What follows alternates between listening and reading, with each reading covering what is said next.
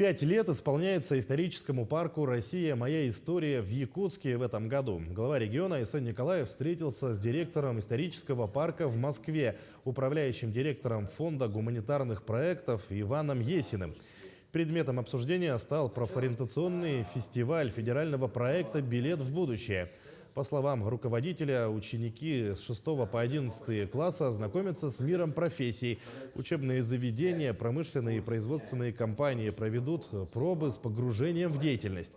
Главная задача – показать участникам, как изменился мир профессий за 100 лет и как он продолжает развиваться. 6 миллионов школьников 6-11 класса. Те в рамках федеральных проектов существуют. Это такое крупное имиджевое мероприятие. А работа ведется весь год. Работа ведется с помощью якутского ЦОПа, цифровой платформы bvb.info.ru.